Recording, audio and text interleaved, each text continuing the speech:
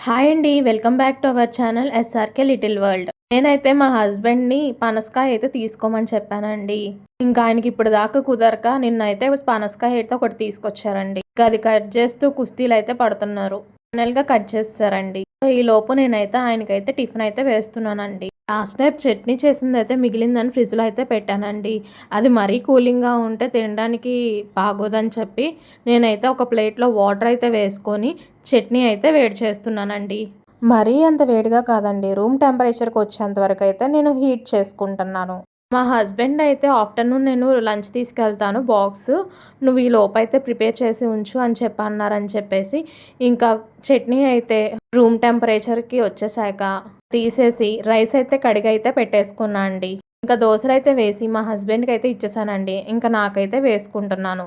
ఇంకా నాకు గూడా దోసలు వేసేసుకున్నాక ఎగ్స్ అయితే బాయిల్ చేద్దామని చెప్పి ఎగ్స్ కూడా ఒక గిన్నెలోకైతే వేసుకొని, వాటర్ అయితే వేసుకొని, సాల్ట్ ఏసుకొని రెడీగా పెట్టుకున్నానండి. ఇంకేంటండి విషయాలు?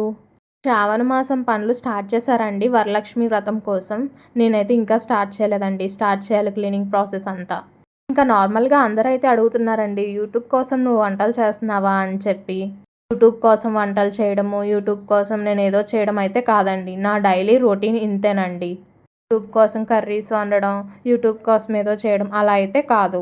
కోసం అని చెప్పి నేను రకరకాల వంటలు చేయడం, అదైతే నేనైతే అలా చేయనండి. నేను ఏదైతే తింటానో, మా హస్బెండ్ ఏదైతే తింటారో, మా హస్బెండ్‌కి ఏదైతే కావాలో, నాకేదైతే కావాలో నేను అవి మాత్రమే వండుతానండి.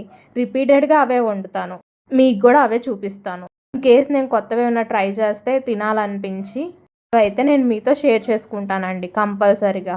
ఫ్రంట్ కాకపోయినా నా బ్యాక్ సైడ్ అయినా సరే చాలామందైతే మాట్లాడుకుంటారండి నా గురించయితే. నాకైతే ఆ విషయాలన్నీ అయితే నాకైతే తెలుస్తాయండి. మీరెవరితో అయితే చెప్పారో నా గురించి వాళ్ళు ఇంకో ముగ్గురికి చెప్తారు. వాళ్ళు ఇంకో ముగ్గురికి చెప్తారు.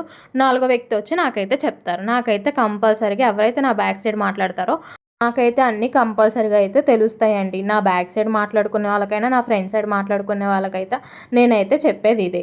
నాకు అన్ని విషయాలు తెలిసినా, ఏ విషయమైనా తెలిసినా సరే నేను కామ్‌గా ఉంటానండి. ఎందుకంటే రిలేషన్‌షిప్ గురించి, బాండింగ్ గురించి అయితే నేను ఆలోచిస్తాను. సో, నేనైతే డైరెక్ట్‌గా అయితే ఎవరిని అడగనండి. మాట్లాడను, గొడవ గూడా ఆడను.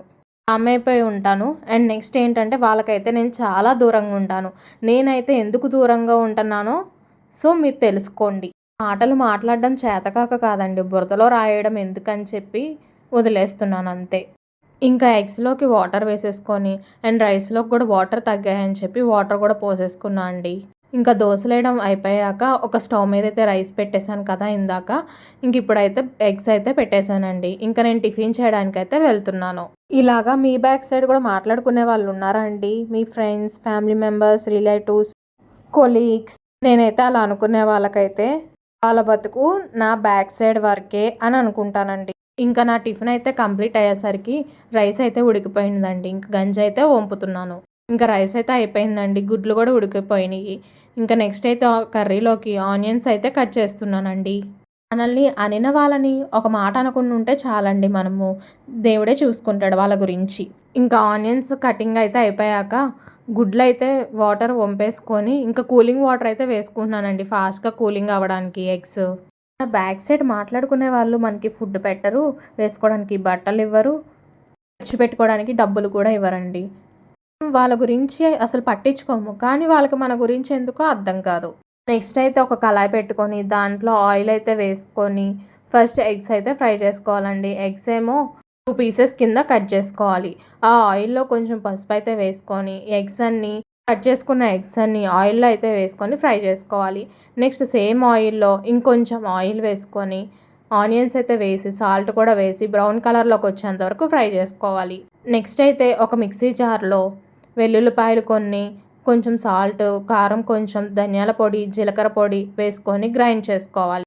కారం అయితే కొంచెం ఎక్కువే వేసుకోండి. స్పైసీగా ఉంటేనే బావుంటుంది. హస్బెండ్‌తో ఈ విషయం డిస్కస్ చేస్తే వాళ్ళకేదో టైం పాస్‌కే అంటారు. టైం పాస్‌కైనా సరే అవతల వాళ్ళ ఊసెందుకండి?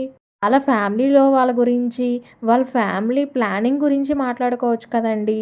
నెక్స్ట్ కోర్స్‌గా గ్రైండ్ చేసుకొని ఫ్రై చేసుకున్నాం కదండీ ఆనియన్స్. ఆ ఆనియన్స్‌లో అయితే ఈ పౌడర్ అయితే వేసేయాలి. ఇప్పుడు ఉప్పు, కారం సరిపోతే కొంచెం లైట్‌గా వేసుకోండి పైన.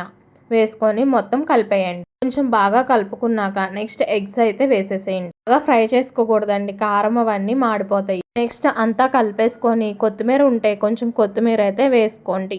స్లోగా ఎగ్స్ అయితే కలిపేసుకోండి. అంతేనండి, టేస్టీగా ఉండే ఎగ్ వెల్లుల్లి కారం అయితే రెడీ అయిపోయింది. నా గురించి 2 విషయాలైతే మీకు అర్థమైంది కదండీ! నేను చేసే ప్రతి పని కూడా యూట్యూబ్ గురించి అయితే కాదు. నెక్స్ట్ నా బ్యాక్ సైడ్ అయితే మాట్లాడుకోకండి. ఎందుకంటే మీ మీద నేను గుడ్ ఒపీనియన్‌తో ఉంటానండి. నా గురించి మాట్లాడుకుంటున్నారని తెలిస్తే మీరు నా దృష్టిలో బ్యాడ్ అయిపోతారు.